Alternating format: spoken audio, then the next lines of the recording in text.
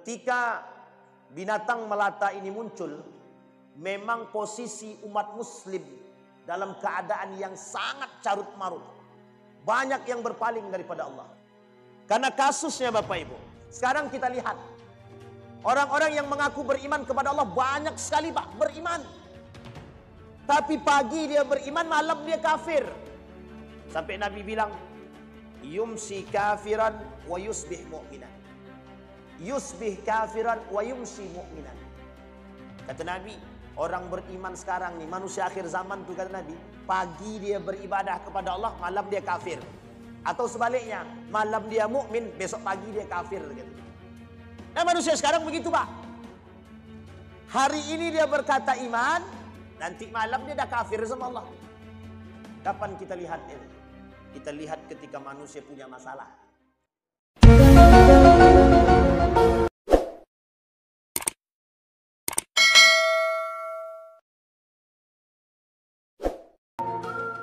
Assalamualaikum warahmatullahi wabarakatuh. Alhamdulillahi rabbil alamin. Wabihi nasta'in ala umurid dunya waddin. Wassalatu wassalamu ala ashrafil anbiya'i wal mursalin. Wa ala alihi wa sahbihi ajma'in. Allahumma salli wa sallim wa barik ala hadzal nabiyil karim. Allahumma salli ala Muhammad wa ala ali Muhammad fil alamin innaka Hamidum Majid.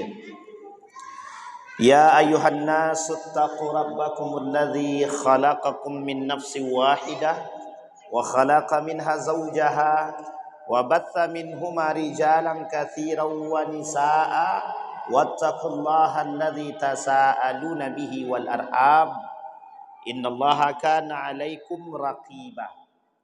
Wa qala Allah ta'ala fartaqib yawma ta'tis samaa'u bidukhanin mubin yaghshan nasa hadza 'adzabun alim rabbana ikshif 'annal 'adzaba inna mu'minun anna lahumudz dzikra wa qad ja'ahum rasulun mubin. Shadaqallah. Puji syukur kehadirat Allah. Mudah-mudahan kita semua termasuk orang-orang yang husnul khatimah. Amin ya rabbal alamin. Insyaallah orang tua kita termasuk yang husnul khatimah juga. Disehatkan, dikuatkan, dilimpahkan rezeki, dianugerahkan anak-anak yang soleh dan berbakti kepada mereka. Dan insya Allah kita punya generasi yang taat kepada Allah dan generasi-generasi yang cinta kepada Allah. Amin ya rabbal alamin. Untuk orang tua kita yang telah mendahului, Allah tempatkan di tempat terbaik di sisinya. Allah terima amal ibadahnya. Allah kumpulkan kelak bersama orang-orang yang soleh. Amin ya rabbal alamin. Baik Bapak Ibu sekalian yang berbahagia, di dalam surat Ad-Dukhan Allah berkata atau Allah berfirman dalam surat Ad-Dukhan ayat 10 sampai 13 yang tadi kita bacakan. Fartaqib yauma ta'tis samaa'u bidukhanin mubin. Kata Allah, maka tunggulah hari ketika langit membawa kabut yang nyata yang meliputi manusia. Inilah azab yang pedih. Mereka berdoa kepada Allah, ya Tuhan kami, ya Rabb, kata mereka, Rabbana ikshif anna azaba inna mu'minun. Ya Tuhan kami, lenyapkanlah dari kami azab itu. Sesungguhnya kami adalah orang-orang yang beriman. Anna lahumul adzikra wa qad ja'ahum rasulun mubin. Bagaimanakah mereka dapat menerima peringatan padahal telah datang kepada mereka seorang rasul yang memberi penjelasan. Bapak Ibu sekalian yang berbahagia, sebelumnya kita bahas tentang tanda-tanda kecil datangnya hari kiamat. Tanda-tanda hari kiamat ini ada dua. As-sughra wal kubra, kecil dan besar. Kemarin kita bahas persoalan perperangan di bulan yang lalu. Bagaimana posisi perperangan yang terjadi antara Iran, antara Israel, sekarang tambah dengan ada yang disebut dengan Suriah, Amerika, dan beberapa negara yang lain termasuk Yaman dalam perperangan ini. Tujuannya satu, memerdekakan Palestina agar kelak Palestina ini masuk dalam kategori negara yang sejahtera dan kembali merdeka seperti sedia kala. Penaklukan Palestina Yerusalem terjadi pada masa baginda Nabi Muhammad SAW, pada masa Umar bin Al-Khattab, pada masa Salahuddin Al-Ayyubi. 3. Nabi, Umar, Salahuddin Al-Ayyubi.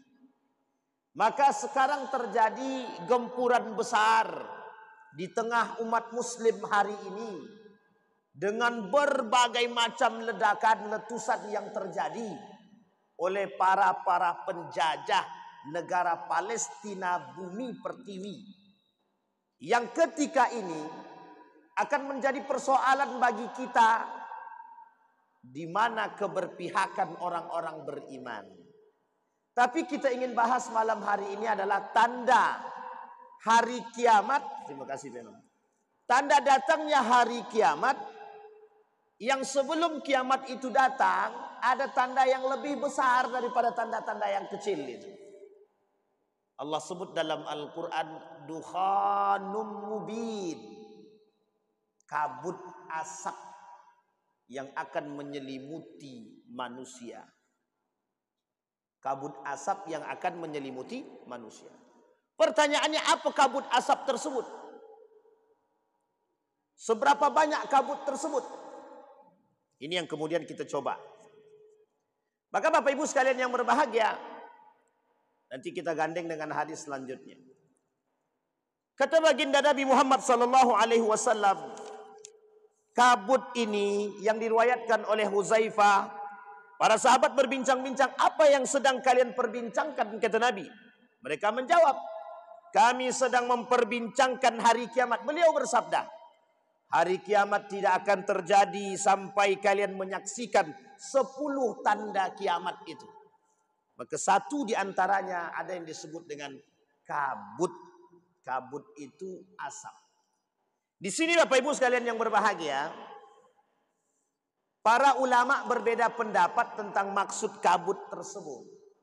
Ini yang sedang rame kita dengar bersama tentang kabut itu. Sebagian ulama berpendapat kabut yang disebutkan dalam ayat tersebut adalah kesusahan dan kelaparan yang menimpa orang-orang Quraisy, sampai Rasulullah SAW berdoa kepada Allah. Ya Allah, dalam 3 doa. Dalam 3 doa. Ya Allah, jangan engkau biarkan umatku mati dalam keadaan kelaparan. Alhamdulillah, doa yang pertama Allah jawab. Orang-orang Arab ketika itu tak ada yang miskin, tak ada yang mati dalam kelaparan. Sekarang begitu juga. Kalau kita bagian daripada umat Nabi Muhammad SAW yang beriman kepada Allah, mesti tak mati dalam keadaan kelaparan. Tak mati dalam keadaan kelaparan. Orang yang beriman kepada Allah tak takut akan kekurangan. Kata Nabi dalam hadis qudsi, ya Bani Adam, la takhafanna min dhiqi rizkin fa inna khazaini mulanatun. Hei orang-orang beriman, jangan pernah kalian takut dengan harta yang sedikit. Karena sesungguhnya orang beriman tak akan pernah takut itu, Pak. Karena dia yakin Allah yang punya pembendaharaan dunia. Jadi kata Nabi berdoa, ya Allah, jangan engkau biarkan umatku mati dalam keadaan kelaparan. Yang beriman. Maka orang beriman yang yakin akan kuasa ilahi tak akan mati dalam kelaparan. Sekarang saya tanya nih Bapak Ibu nih. Ada yang mengeluh sangat dengan kelaparan kita sekarang? Kalau mengeluh tak ada salah, manusiawi. Tapi mengeluh tidak boleh dibarengi tanpa iman.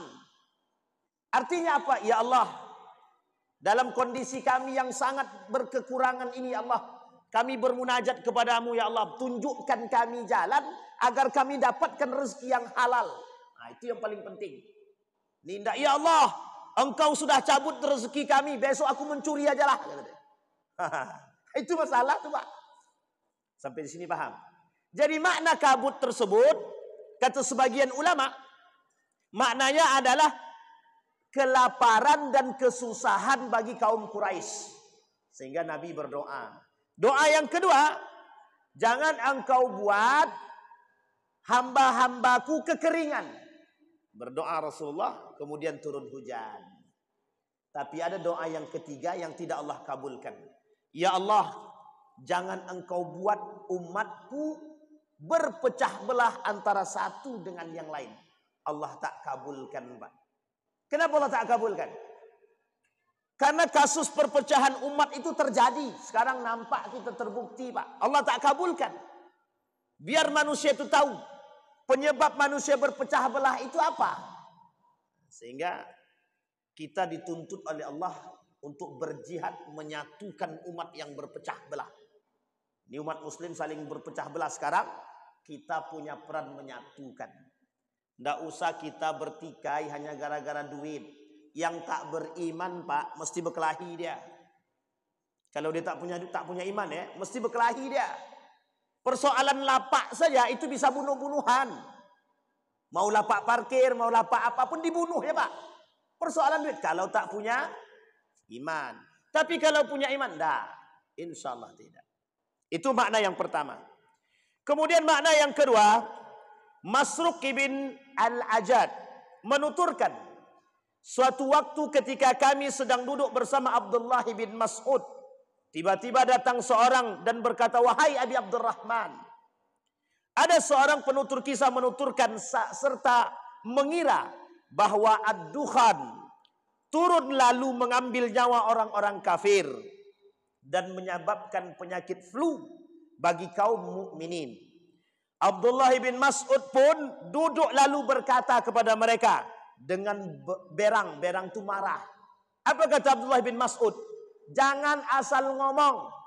Kalau tidak tahu lebih baik katakan wallahu a'lam bis-shawab. Kata Abdullah bin Mas'ud. Kata Abdullah bin Mas'ud, kalau tidak tahu maksud dukhan tersebut, jangan asal ngomong. Katakan wallahu a'lam bis-shawab. Nah, ini perkataan Ibnu Mas'ud.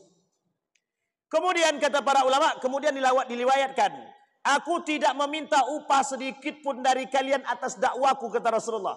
Dan bukankah aku termasuk orang-orang yang mengada-ngadakan? Sehingga kata Ibnu Mas'ud, sesungguhnya ketika Rasulullah SAW melihat pentolan orang-orang Quraisy terhadap dakwah beliau berdoa, ya Allah, turunkanlah 7 seperti 7 yang turun pada masa Nabi Yusuf alaihissalam. Apa yang turun pada Nabi Yusuf pada masa Nabi Yusuf? 7 dalam mimpi. 7 masa paceklik, 7 masa kesejahteraan. Diminta oleh Raja Fir'aun Mesir. Tapi waktu itu, pada masa Nabi Yusuf, Raja Mesir itu tak mau dipanggil Fir'aun. Namanya Malik, Raja. Karena Fir'aun pada masa Nabi Yusuf ini berbeda silsilah keturunan. Memang sama-sama dari Mesir. Yang satu Mesir kota, yang satu Mesir pesisir.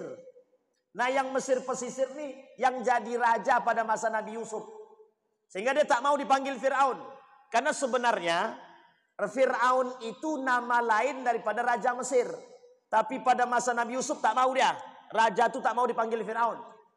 Dia dipanggil Malik saja. Singkat cerita, ada dalam mimpi. Raja bermimpi 7 persoalan 7 tersebut. Oleh Nabi Yusuf disampaikan 7 masa paceklik dan akan datang 7 masa kesejahteraan. Maka kata Nabi Yusuf, pada masa itu kumpulkan banyak-banyak, akan datang 7 masa paceklik, kita harus dengan yang kita tanam tadi, itu akan kita tuai. Yang kita simpan tadi bisa mengatasi persoalan. Nabi berdoa demikian. Nah kemudian paceklik pun melanda mereka hingga tak ada yang tersisa sampai mereka memakan kulit bangkai karena kelaparan. Ketika salah seorang dari mereka melihat ke langit, didapati kabut pekat yang hitam di sana yang membuat mata manusia sakit. Ini pandangan yang kedua. Tadi pandangan pertama kelaparan. Pandangan yang kedua kabut tersebut adalah kabut beneran yang membuat mata sakit. Ibnu Mas'ud juga menyampaikan ada 5 tanda kiamat yang sudah terjadi. Ada 5 tanda kiamat yang sudah terjadi. Al-Lizam, Ramawi, perang besar, terbelahnya bulan, dan kemunculan kabut. Disampaikan oleh para ulama. Yang pertama Al-Lizam. Al-Lizam kata para ulama, dijelaskan dalam firman Allah, tetapi bagaimana kalian beribadah kepadanya padahal kalian sedang mendustakan ayatnya, bahwa yang dimaksud oleh Al-Lizam di situ azab yang Allah berikan kepada mereka. Dianggap kabut. Yang kedua Romawi, penaklukan Romawi sudah terjadi. Kemudian perang besar sudah juga terjadi, Bizantium, Persia. Babilonia, Persia. Konstantinopel sudah perang besar semua. Tapi akan ada perang yang lebih besar daripada itu semua. Kemudian terbelahnya bulan, baginda Nabi Muhammad SAW sudah. Maka yang terakhir kemunculan kabut. Oleh Ibnu Mas'ud dianggap pada masa Nabi Yusuf itu adalah kabut yang sesungguhnya. Sebagian besar para ulama berpendapat bahwa kabut adalah tanda kiamat yang belum terjadi dan masih ditunggu kemunculannya. Tanda ini akan muncul menjelang hari kiamat. Ini adalah pendapat Ali bin Abi Thalib, Ibnu Abbas, dan Abu Sa'id Al-Khudri. Abu Huzaifah, Abu Al-Hafiz, Ibnu Katsir mendukung pendapat ini berdasar pada hadis-hadis yang sahih. Ada pula ulama yang mengatakan kabut asap perperangan yang terjadi sekarang, itulah yang disebut dengan kabut, kata sebagian ulama. Wallahu alam kebenarannya. Apakah kabut yang sekarang yang dimaksud perperangan antara satu dengan yang lain? Ataukah kabut-kabut yang lain? Ataukah yang dimaksud oleh Ali bin Abi Thalib setelah nanti turunnya Imam Mahdi dan kemudian kesejahteraan umat muslim terjadi pada masa keadilan, kemudian terjadi kefasikan kembali, turun Nabi Isa alaihissalam, setelah itu terjadi kabut yang menyakitkan. Bisa jadi hal tersebut, kata para ulama, yang ini dipahami oleh sebagian besar oleh para ulama. Jadi Bapak Ibu sekalian yang berbahagia, ada yang mengatakan sudah terjadi, ada yang mengatakan belum terjadi. Saya sependapat dengan Ali bin Abi Thalib bahwa kabut yang dimaksud belum terjadi, akan datang karena dia berdempetan dengan munculnya satu, sebelum munculnya binatang melata akan muncul kabut. Berarti kalau kabut belum muncul, maka binatang melata belum muncul. Kata Nabi dalam hadisnya ketika ditanya oleh seorang pemuda tentang iman, tentang Islam, tentang iman, tentang ihsan, dijawab semua sama Nabi. Ditanya tentang kiamat, kata Nabi yang bertanya tidak lebih tahu daripada yang ditanya, tidak lebih tahu daripada yang bertanya. Kemudian ditanya kepada baginda Nabi Muhammad SAW tentang tanda kiamat, disampaikan sama Nabi. Salah satu di antara yang disampaikan oleh Nabi adalah munculnya binatang melata yang disebut dalam Al-Quran dabbatun. Nanti kita bahas. Sampai di sini bisa pahami Bapak Ibu ya. Nah, jadi Bapak Ibu sekalian yang berbahagia, para ulama dan para ilmuwan itu mencoba mencari tahu tentang kabut yang dimaksud melalui penelitian-penelitian. Sehingga ada penelitian yang mengatakan serangan demi serangan hasil kabut daripada perperangan, baik itu rudal, baik itu bom, baik itu perperangan apapun, adalah bagian daripada kabut. Tapi kata sebagian ulama yang lain, kabut yang dimaksud adalah memang berbentuk asap dan kabut sehingga membuat mata manusia tak mampu melihat, sehingga ketika hinggap di mata mereka terasa sakit. Baik, sekarang kita lihat hadis tentang kemunculan kabut. Tadi sudah kita bacakan. Abu Hurairah radhiyallahu anhu meriwayatkan daripada baginda Nabi Muhammad sallallahu alaihi wasallam. Nabi bersabda, segeralah kalian beramal sebelum terjadi 6 perkara. Badiru bil a'mal salih, kata Nabi. Beribadahlah kalian sekuat tenaga sebelum muncul 6 perkara. Terbitnya matahari dari barat, belum terjadi, Pak. Kalau terjadi berarti tanda sudah kiamat kita harusnya.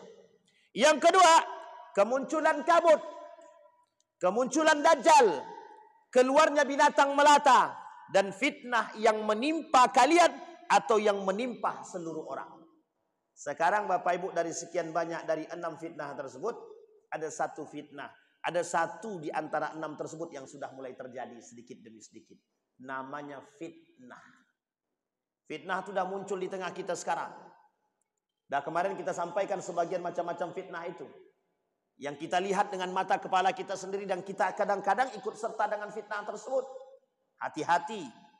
Fitnah kehidupan yang terjadi. Fitnah perempuan, fitnah harta, fitnah kekuasaan, fitnah jabatan. Dan semua fitnah itu disebutkan oleh Nabi sebagai fitnah. Yang menjadi persoalan kelak bagi manusia di akhir zaman. Baik. Abdullah bin Abi Mulaikah meriwayatkan pada suatu hari ia menemui Ibnu Abbas. Di sana Ibnu Abbas menuturkan, semalam aku tidak tidur hingga pagi. Ibnu Abi Mulaikah pun bertanya, kenapa Ibnu Abbas? Ibnu Abbas menjawab, orang-orang berkata bahwa binatang berekor sudah muncul. Bahwa binatang berekor sudah muncul. Aku khawatir jika kemunculan kabut sudah dekat waktunya. Karena dia bergandengan dengan munculnya binatang melata tersebut. Karenanya aku tidak bisa memejamkan mata. Aku takut kedatangan kiamat sementara aku belum siap terhadap kedatangan kiamat tersebut. Jadi Bapak Ibu, itu Ibnu Abbas, sahabat Nabi. Takut dia, khawatir dia, sampai tidak bisa tidur memikirkan akan kedatangan kiamat. Dia takut ketika kiamat datang, dia belum dalam keadaan beriman. Sekarang manusia sekarang, mau kita sebut kiamat depan mata, orang tak percaya. Allah masih lama lagi kiamat tuh katanya.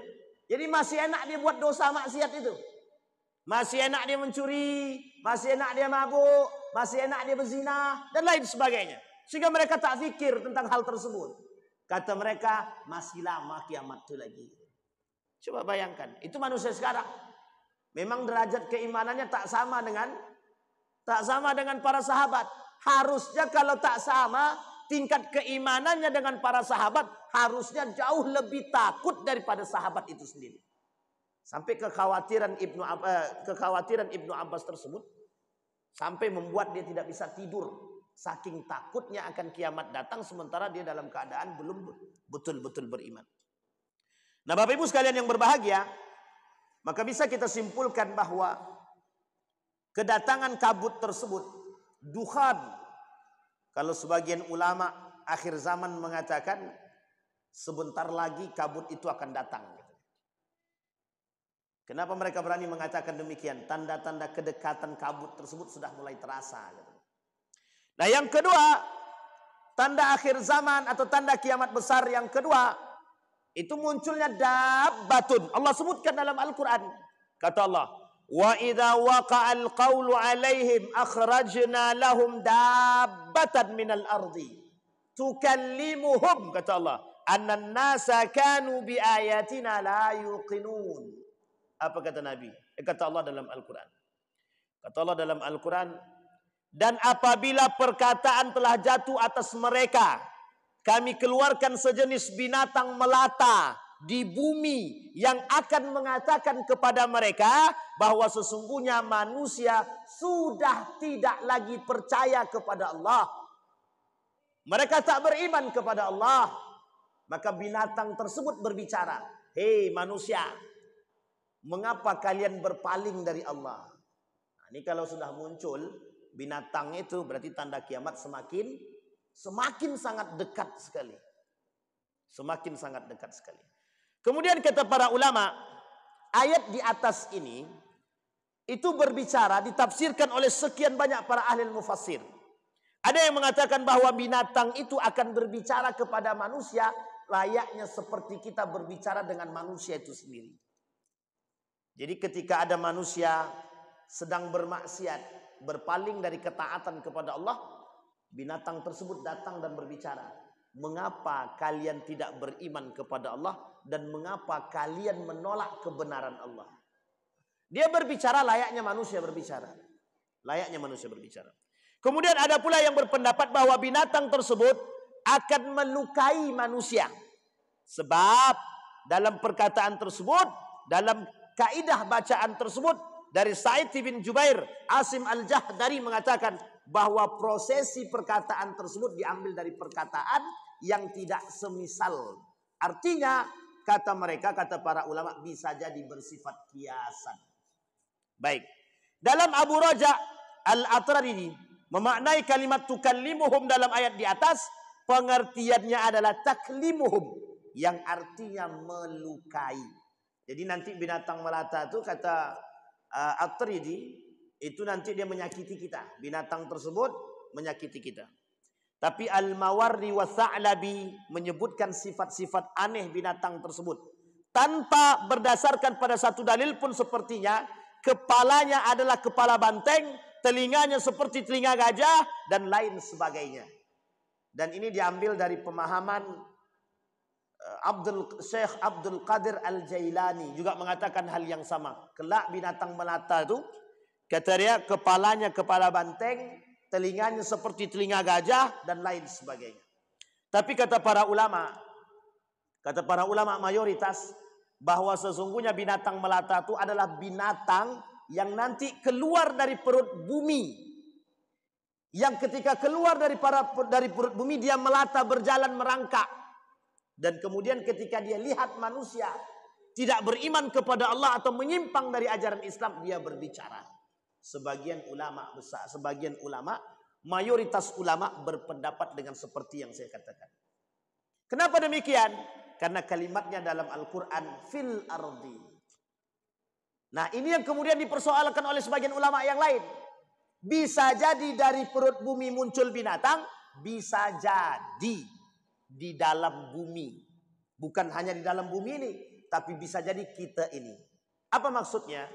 Maksud sebagian para ulama, ada yang mengatakan, dan para ilmuwan juga mengatakan sebagian, yang dimaksud dengan binatang melata ini yang bisa berbicara drone yang terbang. Tahu Bapak Ibu drone yang terbang? Drone terbang ini itu bisa berbicara, bisa menyensor manusia, bisa melihat manusia, bisa dia tahu di Pak Imam, ditengok data dia lengkap semua data dia, bisa jadi seperti itu. Bahkan sekarang Bapak Ibu teknologi canggih, secanggih-canggihnya Pak. Ada robot yang bisa melakukan sesuatu. Robot bisa masak. Robot bisa pergi ke pasar. Robot bisa belanja. Robot bisa cuci piring. Oleh sebagian mengatakan kemunculan teknologi adalah bagian daripada munculnya binatang melata. Meskipun oleh sebagian para ulama mengatakan tidak terlalu kuat ketika kita mengatakan hal demikian daripada pemahaman makhluk melata tersebut. Sehingga kata para ulama mengatakan bahwa yang disebut dengan makhluk melata ini ada makhluk yang tidak pernah diketahui oleh manusia, yang kelak keluar dari perut bumi, hampir seperti bentuk dia semut agak besar sedikit, dan dia berbicara. Dan berbicaranya kepada manusia, kata para ulama, layaknya mengingatkan kepada manusia, kalian kembalilah kepada keimanan dan beriman kepada Allah. Sekarang pertanyaannya, dari mana binatang melata ini akan keluar? Ada yang berpendapat bahwa binatang melata ini akan keluar dari bukit Safa di Makkatul Mukarramah. Ada yang berpendapat bahwa binatang itu akan keluar dari bawah Ka'bah. Ada yang mengatakan bahwa binatang ini keluar dari tengah padang pasir. Tidak ada satupun hadis yang sahih, kata Syekh Al-Arifi, terkait munculnya.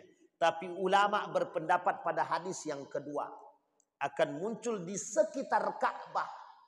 Di sekitar Ka'bah akan muncul binatang melata. Dulu, beberapa tahun yang lalu, muncul binatang-binatang di atas Ka'bah di waktu di Mekah itu Pak. Muncul binatang banyak Pak. Oleh sebagian dianggap bahwa binatang ini sejalan dengan binatang melata tersebut. Atau ada dalil yang lain mengatakan akan banyak binatang-binatang terbang yang akan datang membawa penyakit. Dan mereka ada di Mekah. Dianggap sebagai satu dalil akan kemunculan tanda hari kiamat. Tapi beberapa tahun ini kemudian hilang. Tak ada lagi binatang tersebut. Tak ada lagi.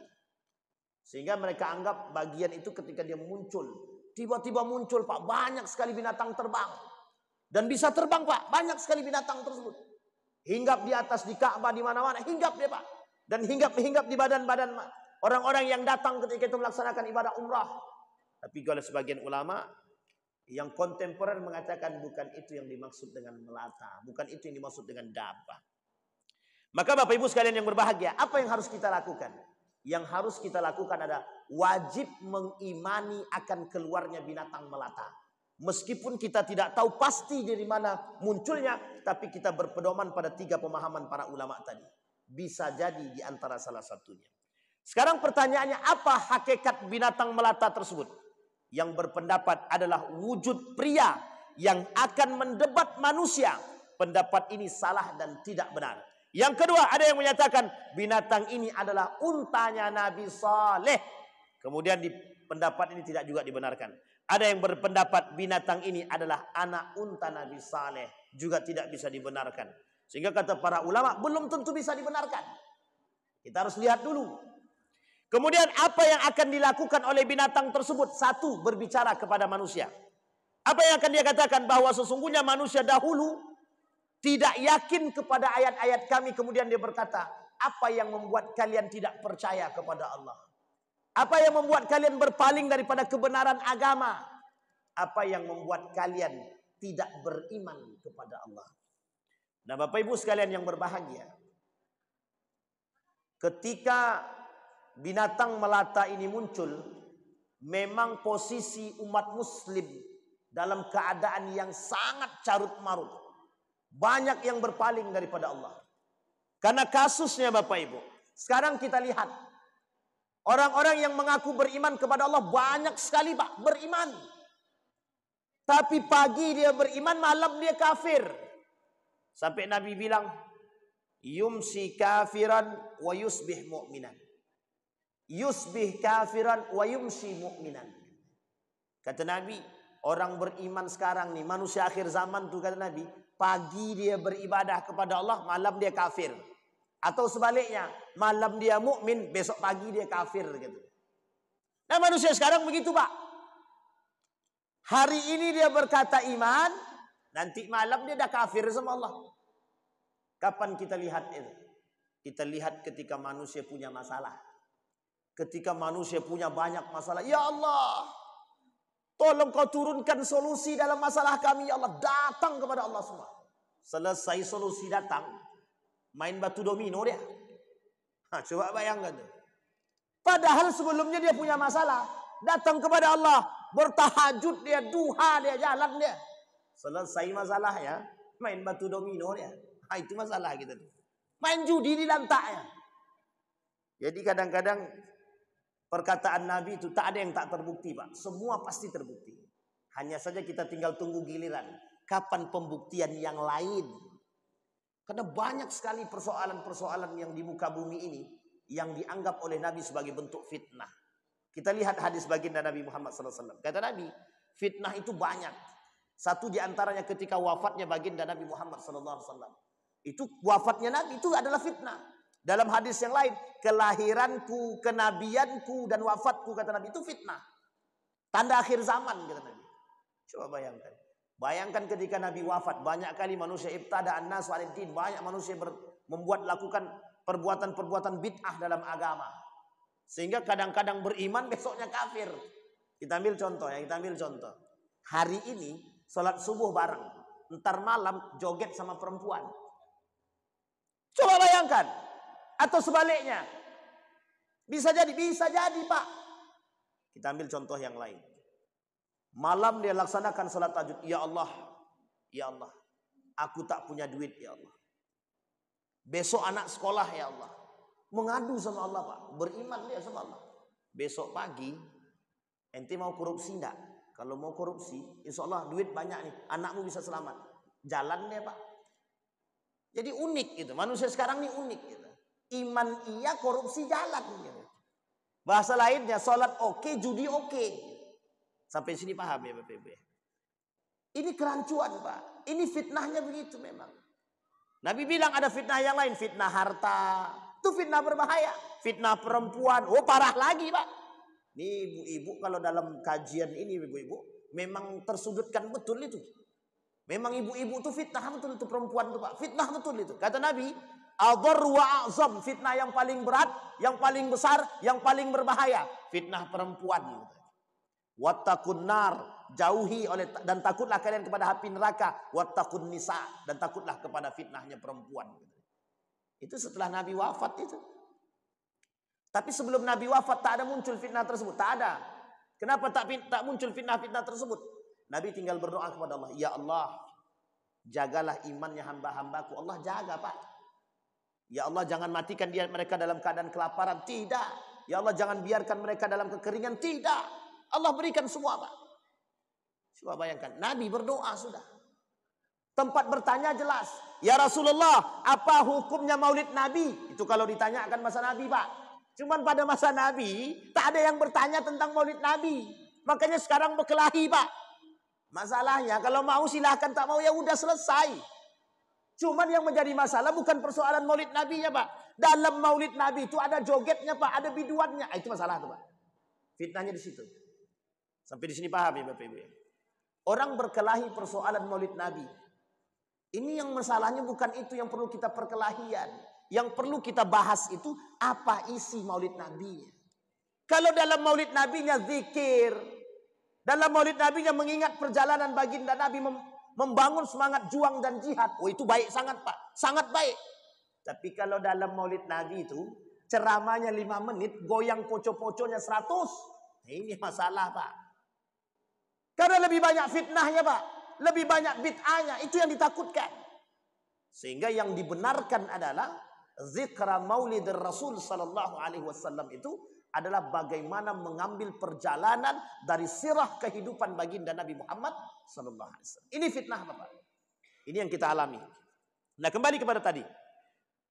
Apa yang dibicarakan oleh binatang tersebut mengingatkan kita, hei manusia, yang engkau telah berpaling daripada Allah, kembalilah, berimanlah kepada Allah. Kira-kira Pak, kalau Bapak tiba-tiba datang, binatang bicara, Pak Imam, kau tadi melakukan maksiat, berimanlah kepada Allah. Kira-kira gimana tuh reaksi dan respon Pak Imam kita? Kabur Pak, apa gimana? Tapi bukan begitu Pak. Orang beriman, dia tak akan kabur karena dia tahu. Orang beriman mesti tahu Pak. Tapi orang yang tidak beriman, mereka akan merasakan bagaimana mereka harus kembali kepada keimanan.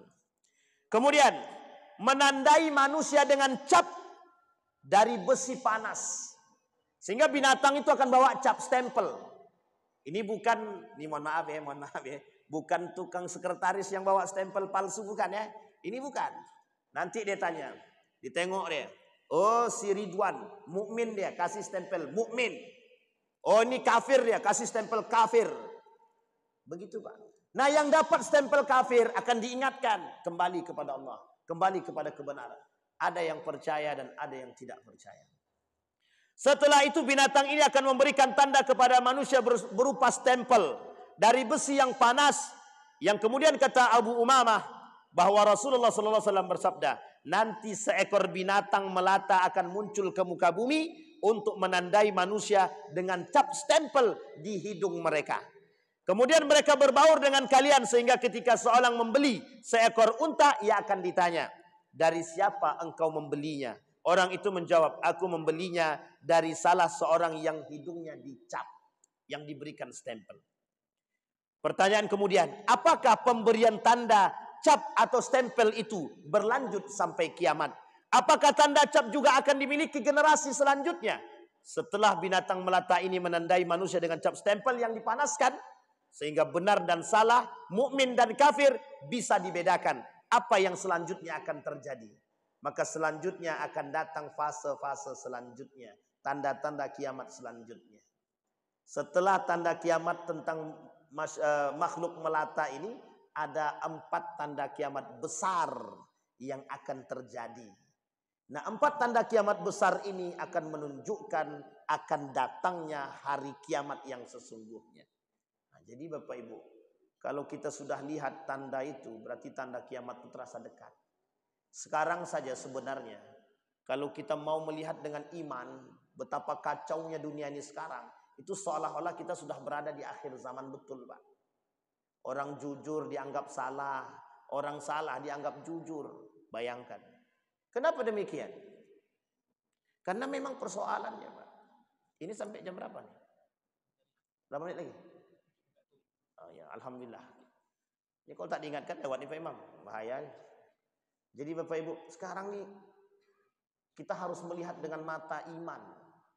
Kalau kita tak lihat dengan ilmu dan iman, kita terjerumus, Pak. Kita tidak tahu, Pak, tidak bisa. Sekarang nih kita sulit membedakan mana yang salah, mana yang betul. Mana yang beriman, mana yang kafir, kita tidak tahu. Mana yang munafik, mana yang mukmin, kita tidak tahu, Pak. Semua sholat, Pak. Semua sholat. Tapi kita tidak tahu tuh yang sholat beneran itu, yang betul-betul mukmin itu yang mana, nggak tahu kita. Sehingga ketika binatang melata itu datang, itu memberi stempel itu. Oh, tahu kita bisa kita bedakan ini mukmin, ini kafir itu. Tapi sekarang kita tidak bisa, Pak, membedakan mana yang kafir, mana yang mukmin, mana yang munafik, mana yang tidak, itu kita tidak tahu. Pengkhianat dianggap amanah, yang amanah dianggap pengkhianat, itu kata Nabi. Sanawatun khadda'at gitu. Masa-masa tipu daya. Nah, Bapak Ibu sekalian yang berbahagia, yang bisa membuat kita bertahan kejujuran kita pada diri kita sendiri akan keimanan kita. Dari mana nanti kita bisa tahu? Kalau kita bertemu dengan makhluk tersebut, maka kita akan tahu bahwa kita ini beriman atau tidak. Tapi kita perlu kejujuran pada diri kita untuk tetap istiqamah dalam keimanan. Maka kata para ulama, kata Nabi dalam hadisnya, badiru bil a'mal as-salih. Siapkan dirimu, kuatkan dirimu dengan amal-amal yang soleh. Kenapa demikian? Karena persoalannya kalau engkau tidak soleh, maka engkau akan bersama dengan orang-orang kafir atau kaum munafik. Tapi kalau engkau yang soleh, maka disitulah pertanggungjawaban dan ketahanan kita dalam menghadapi fitnah akhir zaman sebelum datangnya hari kiamat. Dua dari persoalan tanda kiamat besar sudah kita sampaikan. Satu kabut, yang kedua makhluk melata. Insya Allah kita akan sampaikan tanda-tanda kiamat besar yang lain yang kita barengi dengan tanda-tanda kiamat kecil yang lain. Mudah-mudahan kita semua termasuk orang-orang yang istiqamah dan menjaga keimanan dan ketakwaan. Amin ya rabbal alamin. Fa'tabiru ya ulil absar la'allakum tuflihun. Assalamualaikum warahmatullahi wabarakatuh.